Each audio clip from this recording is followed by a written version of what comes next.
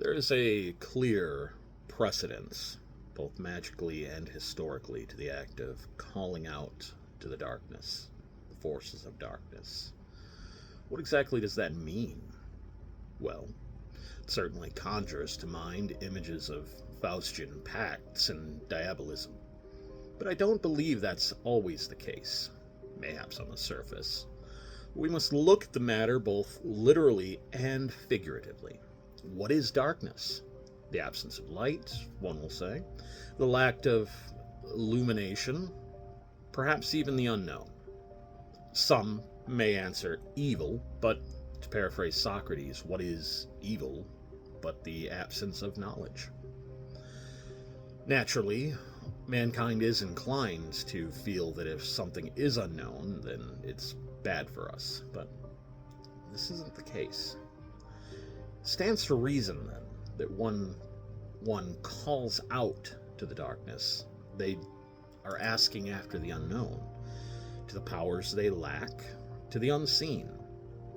Now, you could argue that mayhaps this force of darkness is some science we haven't discovered, or a force of nature that we can't possibly hope to comprehend. And if you're inclined to such views, more power to you. But when we requisition the forces of darkness, we push beyond the boundaries of our own illumination. We do this in the chance that we might be so lucky as to bask in the wonders long hidden in the shadows. Looking at this light in various mythologies, we see new facets that we may have overlooked previously. In Norse mythology, Hodur, the darkness, is tricked by Loki, the adversary, to kill his brother Balder, the light. Now, Loki goes uncharacteristically above and beyond in order to keep Balder in the underworld.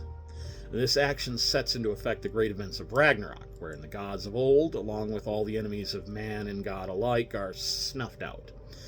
In this, we see the adversary's actions leading to the deconstruction of the current light, the current knowledge, information, understanding.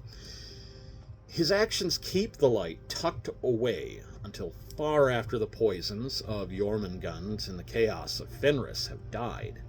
And, in the end, the stronger, surer, and revitalized light of Balder steps forth anew, leading to a new age of enlightenment. Now, you can find these analogies and analogs happening all through mythology, even in those of Christianity. Lucifer, the penultimate light bringer, is cast down to the darkness, condemned as the truest of evil. One doesn't have to reach far to see the parallels of the Church's phobia of free thinking and unhindered wisdom. And you can easily dismiss this as cherry-picking, pandering, but it must be observed that the literary arts are much the same as the aesthetic.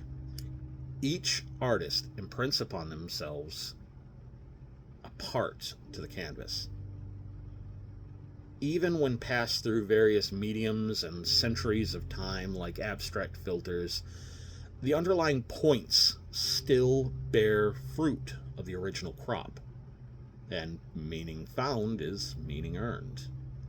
Knowledge, and by its extension, light, will always be cherished, and darkness and its secrets forever sought to be explored, and its contents to be as an armament against all humanity's woes.